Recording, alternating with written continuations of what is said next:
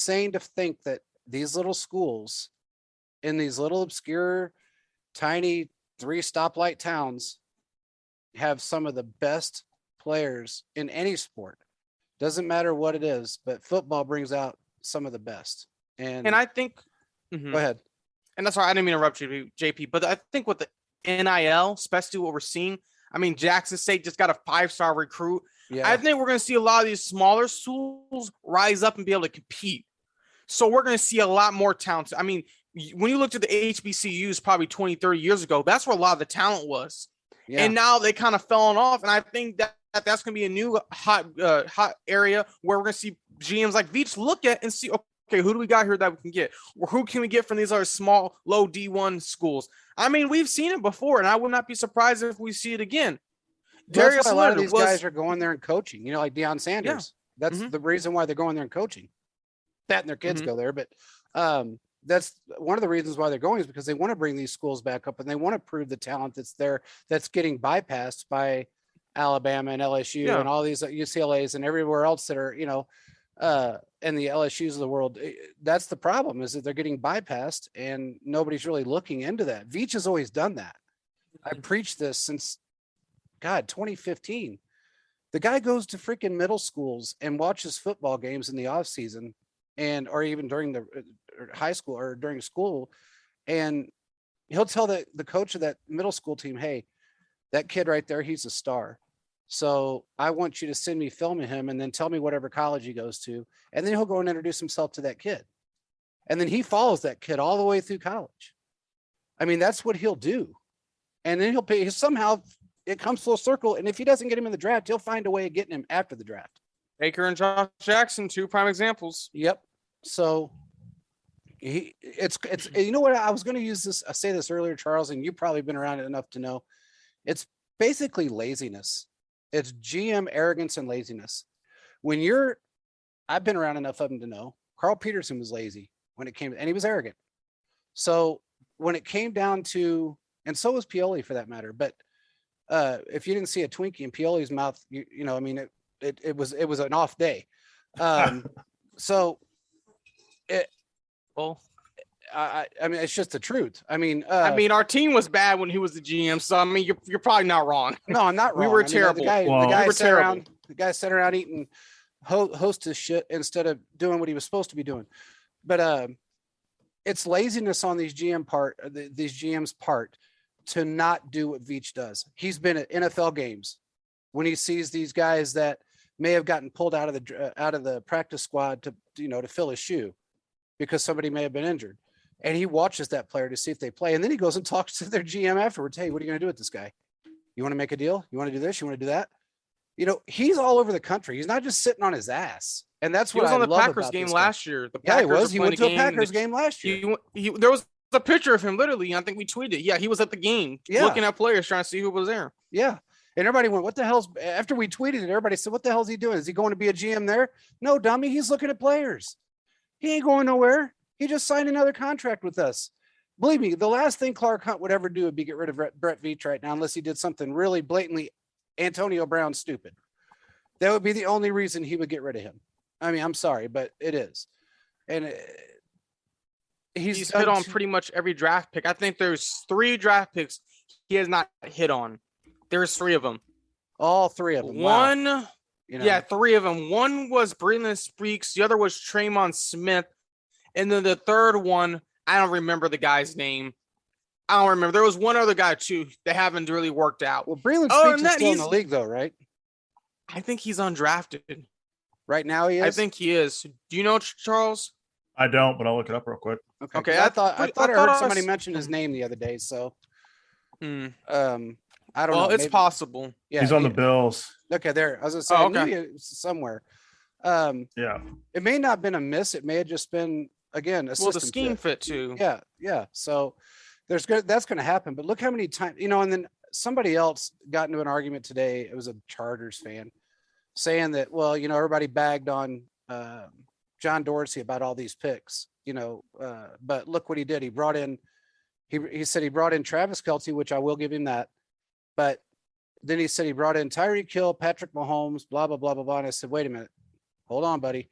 I said, first of all, you're a Chargers fan.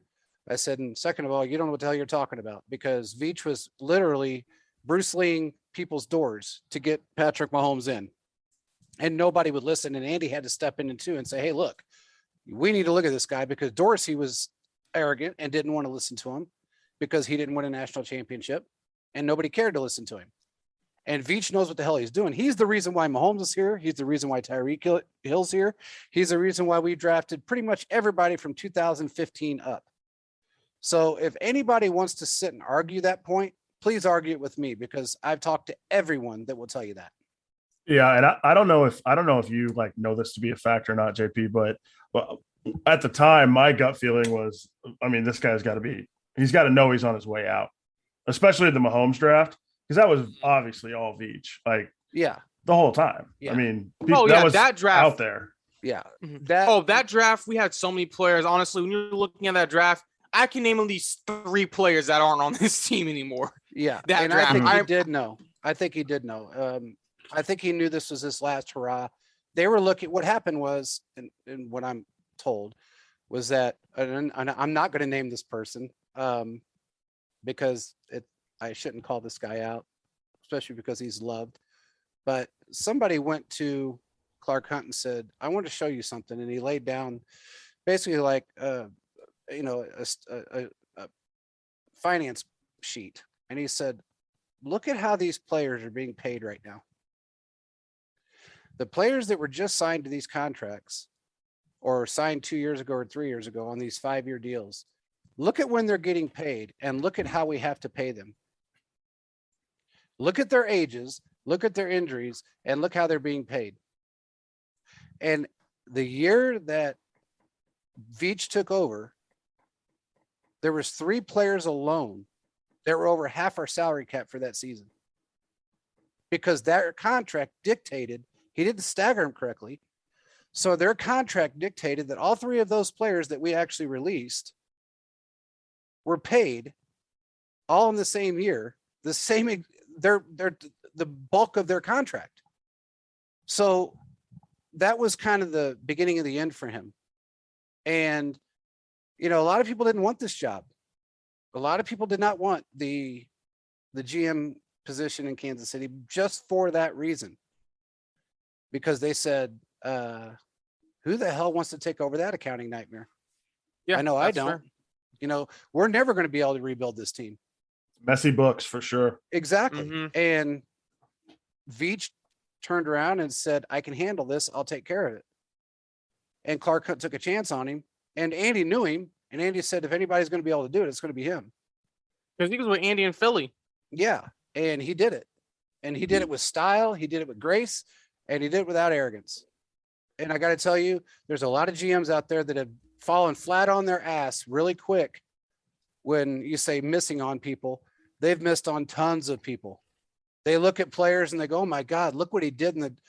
But they don't look at, will he fit in our scheme? Will he fit in our defensive packages? Will he fit in our offensive packages?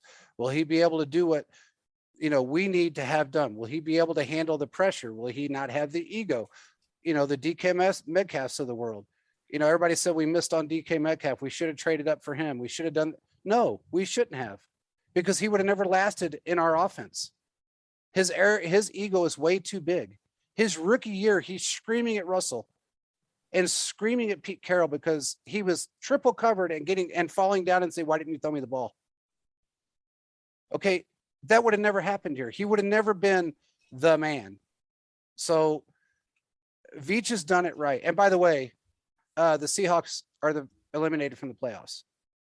Oh, looks like Russ is going to be gone. I would not be surprised if Tyler Lockett, and I would not be surprised if DK is gone, so they can rebuild this team. I wouldn't be surprised if Pete Carroll's gone either. That's what fair. I heard was that Carroll's probably this is his last season with Seattle. So, yeah, but Russell's definitely, from what I understand, is gone. And what I heard through the grapevine is that he may be a good candidate for the Saints. I've seen that. I've seen that around too. So I'm gonna be honest with you guys, it would be a good move. It's just the cap. The Saints are like negative 51 in the cap, so they're gonna have to move some stuff around. But I do agree with you, JP. He does fit. He does fit their scheme. He does fit their scheme. So, the one thing about him, he's not arrogant. So he's really not arrogant. He's humble. He's humble. He may say, you know what?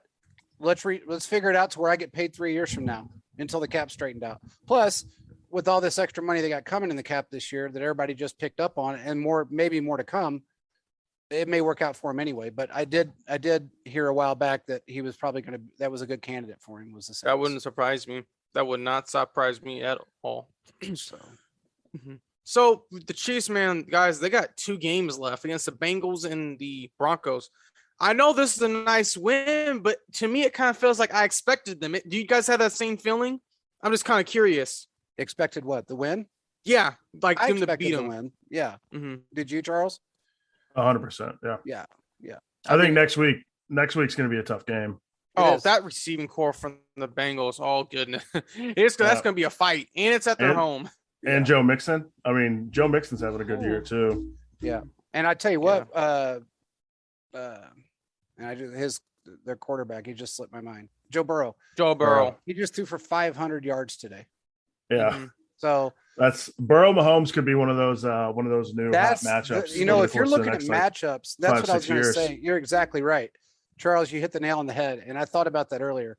When you're looking at quarterbacks in the league right now, that might be the matchup, and most likely the matchup of quarterback duos in the league for the next 5-6 years, because really Burrow hasn't really had any major mistakes where, you look at Herbert. Has he made mistakes? Yes. But he's also major mistakes. Yeah, but he's also fallen on his ass. He's a stud, though. Times. I mean, he's a stud. He is, but he's also fallen on his ass in times. Yeah, absolutely. Where Burrow, he steps back and he thinks about what he's done wrong, or if he's made a mistake, and he tries to correct it, and he tries not to make that mistake again. And that's a huge statement for somebody his age. That team's going to be a little tougher to play. That's going to be a tough game. Now, if we win that game, I could tell you this, looking at everything I've seen, I believe if we win that game, the Titans have the tiebreaker, if I'm not mistaken. So if we win next week, I believe we win the AFC. Okay. If I'm not mistaken, I could be wrong, but I think that's how it folds down. Is if we beat the Bengals, we need to win one of the next 2. But I think check and see if the Bengals played the Titans and if they beat them. I'm looking at it right now. I kind of read something and I don't remember what it was, and I was kind of doing my own math, but I'd be completely off on that. It's been a long week.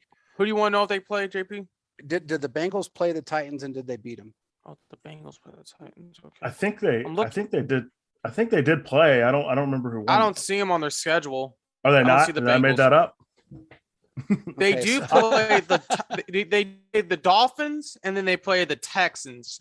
So they could lose one of these 2 games. So I'm pretty sure if the Chiefs were to win this game coming up and the Dolphins beat the Titans, I think the Chiefs automatically get the number 1 seed. Yeah. I think I'll be picking the Dolphins over the Titans in that game. I mean, Miami's hot. They got New Orleans tomorrow night. So we'll see what happens. But New Orleans is starting Ian Book tomorrow night. Are they really? From Notre Dame. I'm about to say, hold on. Did he even get drafted? No, he was on their practice squad. Yeah, he was on their practice squad. They had. I thought who's the quarterback this year? Taysom Hill and Trevor Simeon. No. Jameis is out. Who was Notre Dame's quarterback this year? I thought he was quarterback. Wow. Okay. Huh. No, yeah, it was some other I must generic, be confused. Another generic Catholic quarterback there this year, but Ian Book was last year. He was good with them, but that's gonna be interesting to see what they're gonna do because I mean, Okay. Well, I think they got. I mean, they had to make some kind of a change. So, because sorry, but Taysom wasn't doing it. So no. But although JP, he did it against the Bucks, he got him in scoring position. Well, yeah, I mean, 9-0. That's an ugly game. It's an ugly game. It's really it's a high scoring, a decent shutout for a baseball game. But when it really boils down to it, at least he got him in scoring position. No, for sure. Something that Brady couldn't do. Yeah. JP, back to your point about the whole Mahomes Burrow situation. If we're just thinking through quarterbacks in the AFC and NFC right now. Yeah. Like I think about the top 2 quarterbacks in the NFC right now are Aaron Rodgers and Tom Brady, like you said earlier. Those guys aren't going to be around for a whole lot longer. Matt Stafford is closer to the end of his career than he is the beginning.